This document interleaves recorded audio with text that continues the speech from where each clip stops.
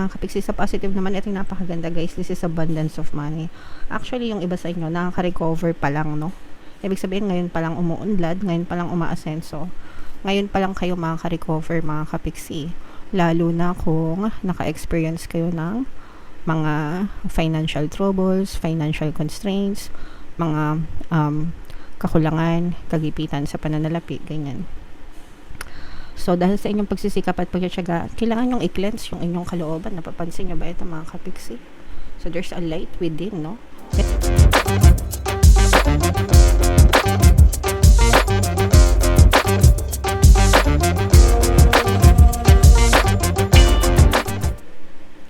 Hello guys, hello Aries. Welcome back to Pinay Pixie Tarot.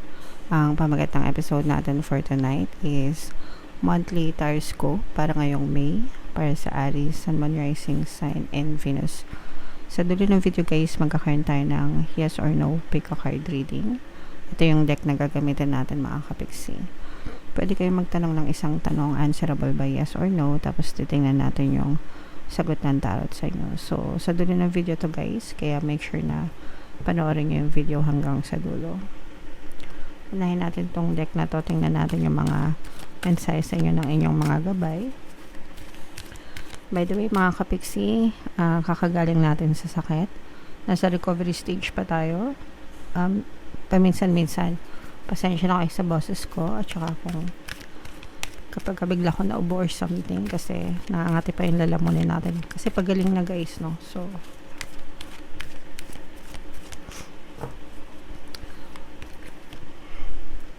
ilatag muna natin yung mga mensahe para sa inyo.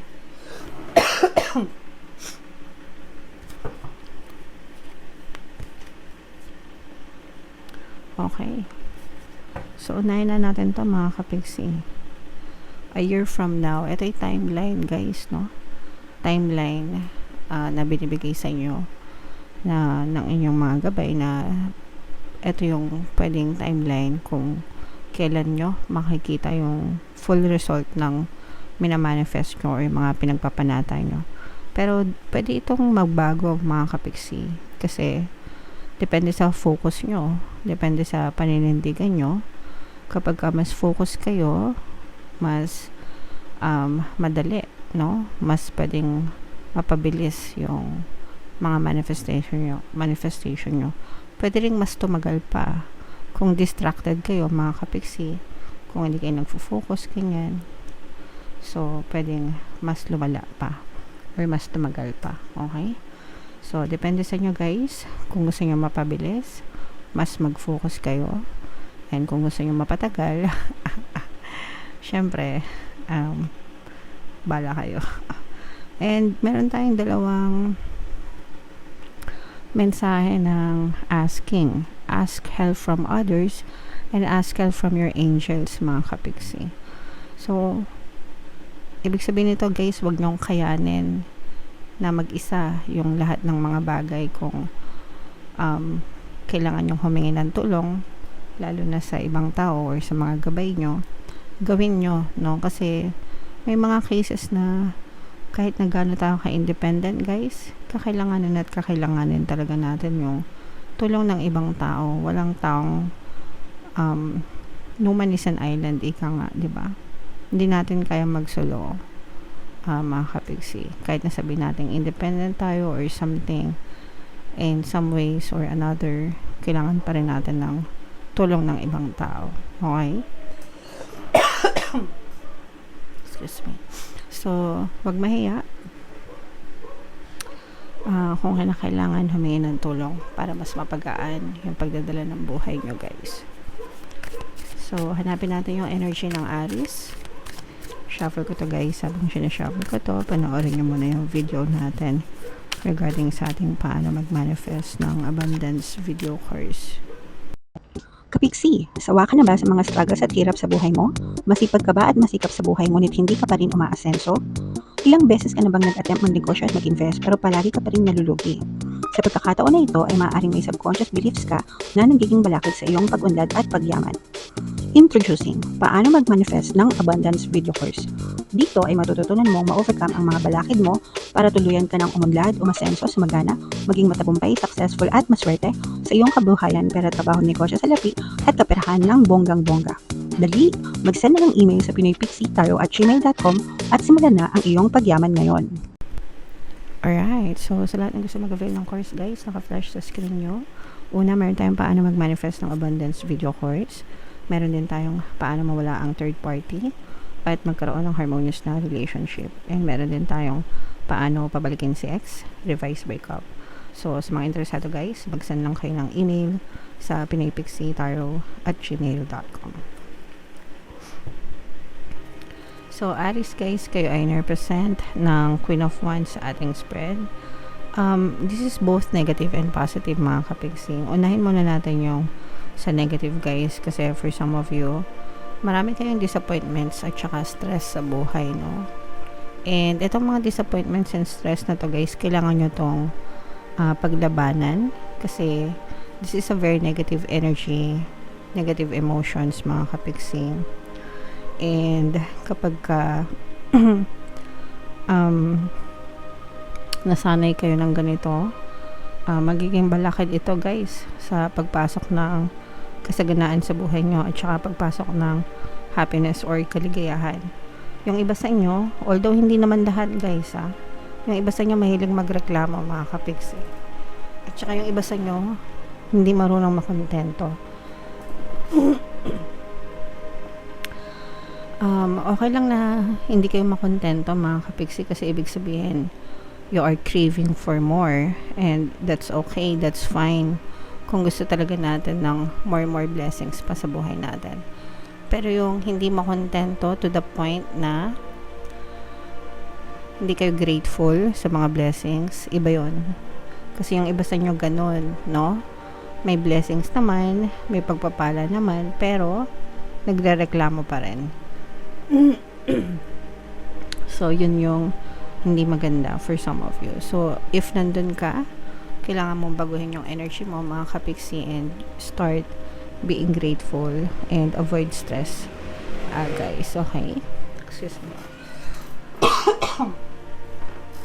So, yun yung sa negative mga kapiksi. Sa positive naman, ito yung napakaganda guys. This is abundance of money. Actually, yung iba sa inyo, nakaka-recover pa lang, no? Ibig sabihin, ngayon pa lang umuunlad, ngayon pa lang umaasenso. Ngayon pa lang kayo makaka-recover mga kapiksi. Lalo na kung naka-experience kayo ng mga financial troubles, financial constraints, mga kakulangan, kagipitan sa pananalapi, ganyan. So, dahil sa inyong pagsisikap at pagtsatsaga, kailangan yung i-cleanse yung inyong kalooban. Napapansin nyo ba ito mga kapiksi? So, there's a light within, no? Yan yung sinasabi ko sa inyo na emotions na kailangan inaalagaan nyo sa buhay nyo. The light, there should be light within you. So, gaangan nyo lang guys yung buhay nyo. Iwasan magreklamo. Imbis na magreklamo, matutong magpasalamat guys, no? And unti-unti kayong makaka-recover, unti-unting magbabago yung buhay, yung takbo ng buhay nyo. And unti-unti nyong ma-experience itong kasaganaan na to mga kapiksi. You just have to persist. Sa lahat ng video ko guys, palagi nyo naririnig yan. You have to persist, no? Kailangan nyo magtiyaga. Kailangan nyo magsikap. Magdasal. Kumilos. Maging masipag. And kailangan nyo ng positibong mental diet mga kapiksi. Hanggang sa tuluyang umunlad at umasenso yung buhay nyo. Hindi ito instant, hindi ito madalian. Ito yung nakukuha sa sipag at tiyaga mga kapiksi. Kasabay ng pagiging positibo. No, wag nyong kakalimutan yung pagiging positibo. Guys, kasi yun yung gasolina, no? Gasolina ng sasakyan nyo para mapunta kayo dun sa destination nyo mga kapiksi. So, when it comes to money, guys, mag-affirm lang kayo, no? Money, come to me. Palagi ako may pera. Palagi ako nagkakapera. I'm the king of abundance. I'm the queen of abundance. Especially itong kasaganaan na to, no? comment nyo na rin yan sa comment section. Palagi nyo lang yan sabihin araw-araw mga kapiksi. And unti-unti makikita nyo yung changes sa buhay nyo. Pwede rin kayo makinig ng mga pampaswerte sa subliminals natin. Okay? Merong magbabayad ng utang sa inyo, guys. kung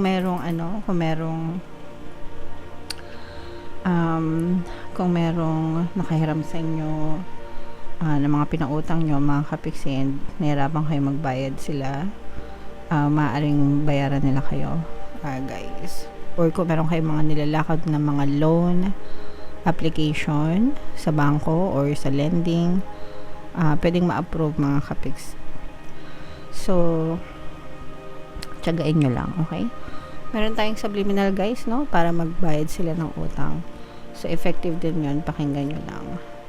This is the energy of good luck, good fortune, swerte. Diba? Sabi ko naman sa inyo. Wow.